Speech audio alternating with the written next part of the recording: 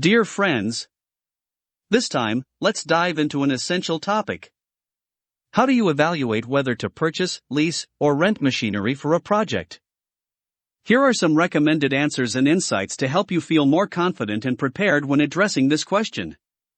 Answer: when evaluating whether to purchase, lease, or rent machinery for a construction project, a strategic approach is necessary to balance project needs, financial considerations, and operational flexibility.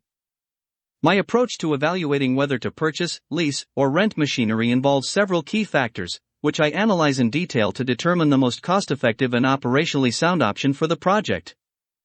These factors include the project duration, budget, equipment utilization, and flexibility requirements. Here's my process. 1. Project duration and equipment usage.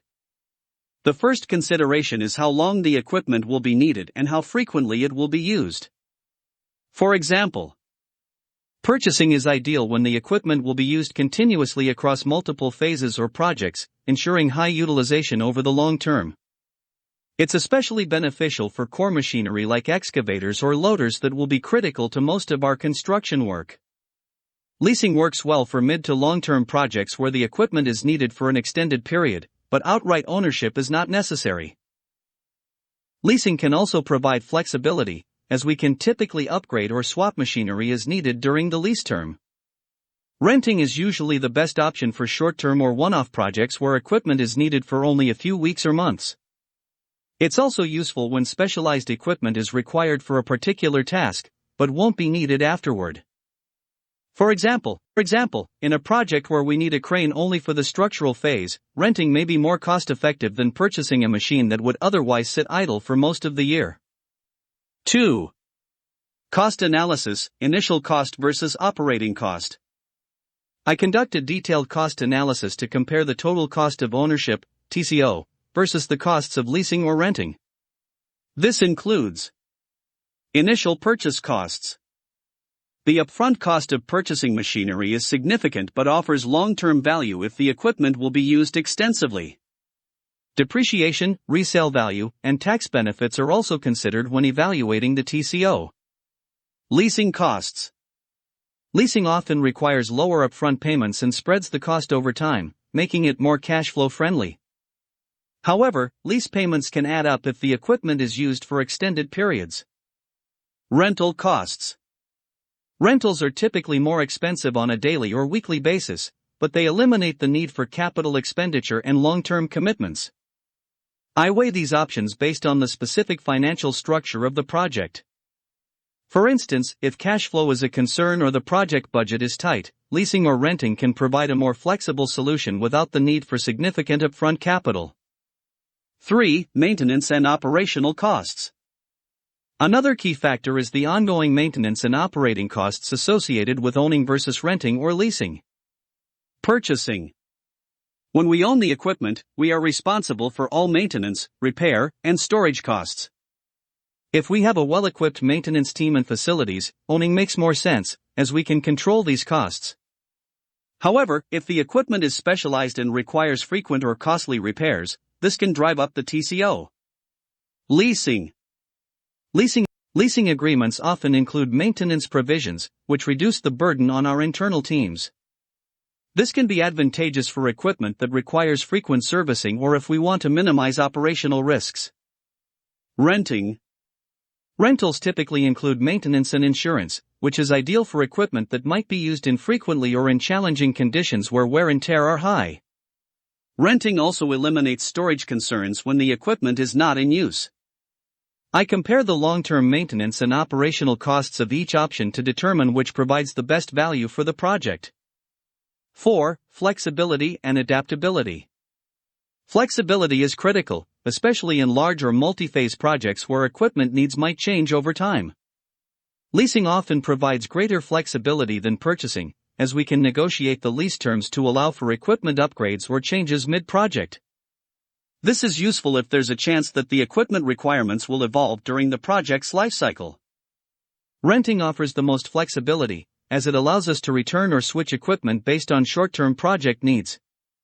This is advantageous in projects where different types of specialized machinery are required for varying phases. Purchasing, while less flexible, gives us full control over the equipment, allowing for modifications or adjustments to suit different project needs without external restrictions. If the project is dynamic and requires adaptability, I lean towards leasing or renting. For example, when working on complex infrastructure projects with evolving phases, renting specialized equipment, like tunneling machines, might be more efficient than committing to a purchase. 5. Project cash flow and financing. The project's financial health and cash flow also play a significant role in this decision. Purchasing is capital-intensive but can be beneficial if the project has sufficient upfront funds and if the company plans to use the equipment across multiple projects, improving return on investment, ROI, over time. Leasing can be a more budget-friendly option in the short term, as it spreads costs over time and may offer tax benefits depending on the leasing structure.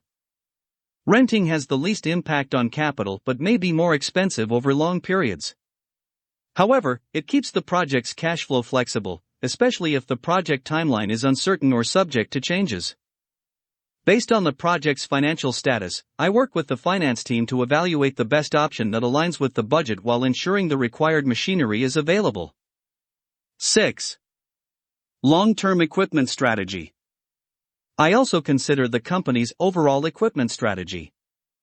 If we have multiple ongoing or upcoming projects where the same equipment will be needed, purchasing may be the most economical option.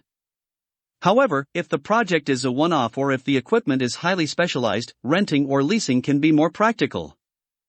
For example, if the company anticipates consistent work in infrastructure development where specific machinery like road rollers or asphalt pavers will be frequently used, purchasing would likely be more beneficial in the long run. 7. Equipment availability and lead times. Finally, the availability of equipment also influences the decision. If there are long lead times for purchasing or leasing the desired machinery, renting can be a faster solution to meet immediate project needs. I take into account the project deadlines and ensure that equipment procurement aligns with the construction schedule. By considering these factors, project duration, cost analysis, maintenance, flexibility, cash flow, long-term strategy, and availability, I can make an informed decision on whether to purchase, lease, or rent machinery for any given project. This approach ensures that we maximize efficiency, stay within budget, and maintain the flexibility to adapt to project needs. This comprehensive answer demonstrates the candidate's ability to make well-rounded, strategic decisions about equipment procurement, taking into account both financial and operational factors.